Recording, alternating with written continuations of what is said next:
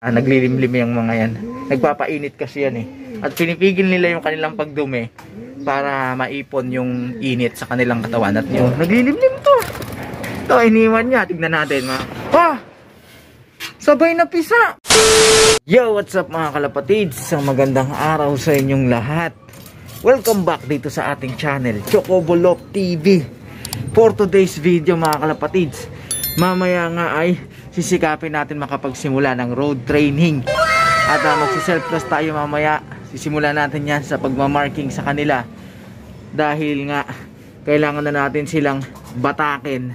Dahil magsisimula na ang training dito sa aming club para sa summer race. Puro mga young bird yun mga kalapatids. Naka-ready na sila. Ako lang hindi ready mga kalapatids eh. Tingnan nyo 8:32 na ng umaga. Ngayon pa lang tayo umakyat dahil napuyat nga tayo kagabi. Ang totoo, kagigising ko lang. Di pa ako nagmumumog. Medyo late na talaga tayo.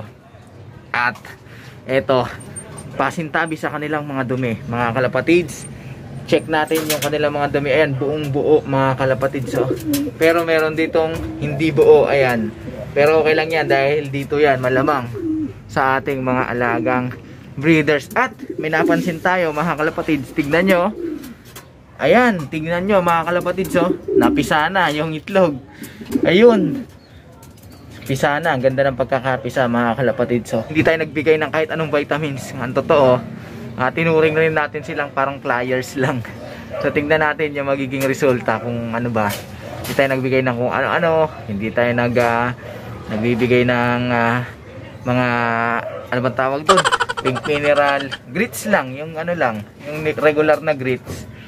Tapos flyers mix. Pero nung 10 days na yung kanilang itlog, naglalagay na tayo dito sa kanilang lagayan ng breeders mix dyan. Umaga sinisigundahan natin yung tinutukan nilang flyers mix dito. Kasi hindi natin siniseryoso yung yung itlog nila. Parang additional motivation lang sana kaya natin sila pinagpares. Pero ayan, napisa na. Hindi natin alam kung anong mangyayari dito sa mga inakay na to. Dahil hanggang ngayon wala pa tayong sing-sing. Kung sakasakaling wala pa rin akong sing-sing after 6 days, sising-singan ko na lang to and then ipapamigay natin siguro mga kalapatid. So yun, pakakawalan ko muna itong ating mga alaga. Ganda ng pagkakaano. Ganda oh. Malinis. Kalapatid sa aking karanasan, healthy yung ibon pagka ganyan. At saktong 18 days yan, napisa. Ayos na ayos. So pakawalan na natin to. Tama na ang usapan. Nagkumaho. Bas. Uy. Ayan na, nagkumahos na sila mga kalapatids. Sipag talaga rumonda ng mga to. Pero baka sa una lang yan. Ayan, wala na. Hindi sila umiikot dito sa ating kulungan. Pansin natin mga kalapatids. Ayun, 5 sila. So kulang pa. Dapat ano to, 6 dapat. Pero siyempre ayaw nitong lumipad eh. Puro crop milk to. Ayan yung mataba. Kasi nga, ang bigat niya oh. Hindi yan sasama sa ranging. Naglilimlim to. Sipag pa rin ng babae. Yung lalaki, ang bigat ng katawan kasi nga siyang malakas kumain dahil nagsusubo. Yung babae, kahit may inakay, ito iniwan niya. Tignan natin mga kalapatids. Sabay na pisa mga kalapatids.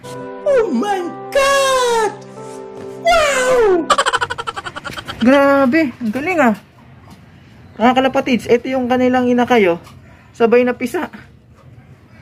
Ina-expect ko isa lang. Ang galing naman, sabay na pisa.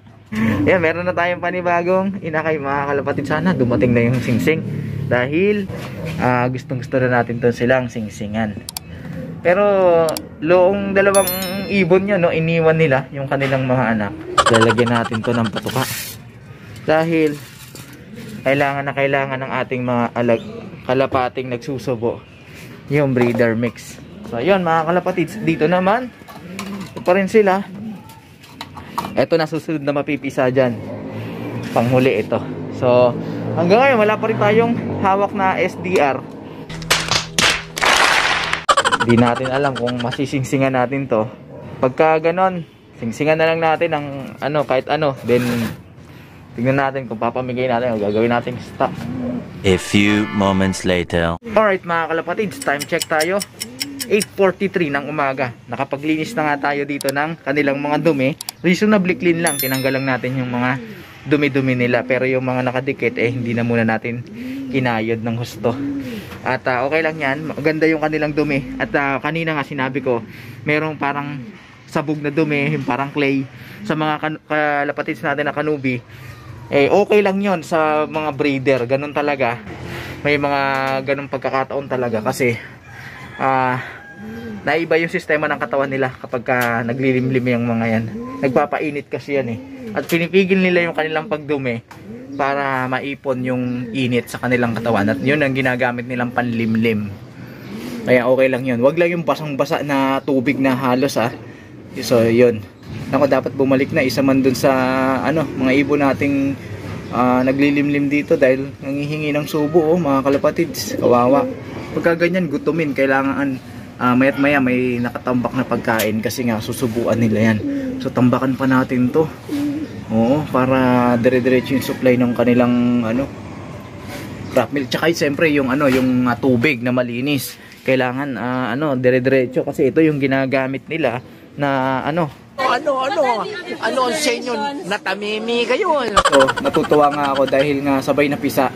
Ina-expect ko na baka magka-problema dahil panayang tayo at alis nung dalawang ibon na naglilimlim dito. Para silang nagre-ranging, nawawala sila ng mga isang oras mahigit, then saka babalik. So inisip ko baka magka-problema sa incubation, pero okay naman, sakto-sakto lang yung pagkakapisa 18 days tapos sabay. Tapos hindi pa natin sila binigyan ng vitamins kahit pink mineral, ordinaryong grits lang, tsaka yung flyers mix. Then nung pumatak na sila ng 10 days old mga kalapatids na kanubi, saka natin sila binigyan ng ano ba tawag doon, breeders mix, dahil alam natin na nagde-develop na ng crop milk yung mga magulang. Pero sila lang, yung mga flyers dito, flyers mix lang, yung magulang nilalagyan pa natin dito sila ng breeders mix kasi nga magkakasama sila dito sa kulungan sa flyers loob. Ayan, time check tayo mga kalapatids. 8:46 ng umaga. Ito lang naiwan yung bino-viewing natin. At siyempre ni-ready na rin natin yung tubig nila kasi napaka-importante yun. Saka yung breeders mix, napaka-importante yun sa kanilang pagsusubo. Masipag lang talagang lumipad yung mga yun kahit punong-puno ng crop milk yung tiyan.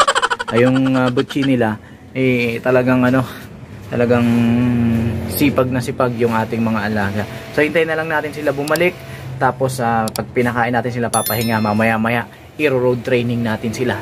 Kaya samahan niyo pa ako mga kalapatids.